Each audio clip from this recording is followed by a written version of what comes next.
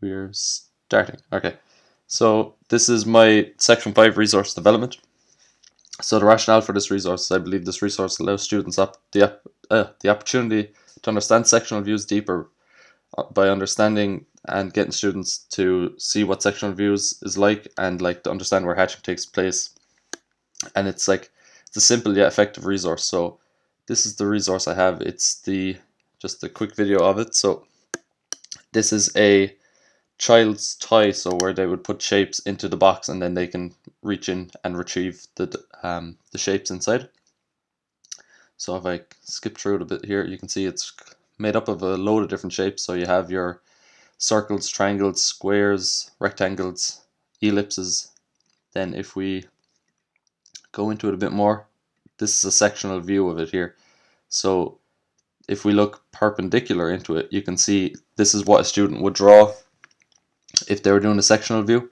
So you have you can look and you can see where it was cut straight through and where the shapes were. So if we go back a bit, you can see there's a missing piece there. We've cut through the ellipses along here, and that's what sectional view would look like. A sectional view doesn't need to be any set distance. It can be just a cut section of a object.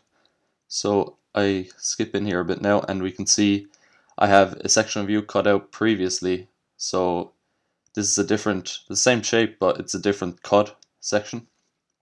So if we look here where I'm pulling and zooming in, you can see the hatching is done there, and the hatching then explains to be done where the blade would cut the object, and you can see it's only hatched where it would cut the object. So this is what a student would draw something like this in the classroom environment. This is just to help benefit them. This resource, I think it's very helpful. It gives them a great understanding of sectional views. Again, it's a simple resource, but it's very effective. So then we'll go into my assessment of the topic. So this question is to challenge students' key knowledge of the area of assemblies. Students who complete this question will be considered to have a high level of problem-solving skills, spatial awareness skills, and extremely competent in the sectional views of assemblies. Students who can complete this question have a deep knowledge of assemblies' key principles and would be perceived as being able to complete the majority of assemblies questions.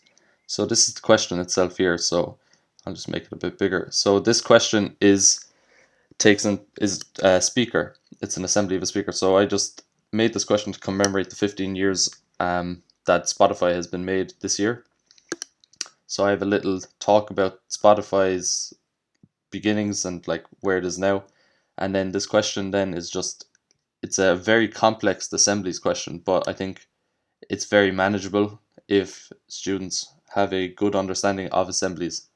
They'll be able to. So it has all the key information needed to complete the question, and again, then it has a little in writing. Then it has that some dimensions may not be there for clarity, and any omitted ones can be estimated. This then would be the final solution to the question.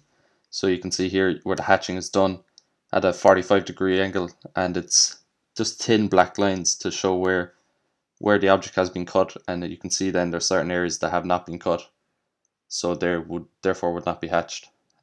So that is my resource development and my assessment of the topic.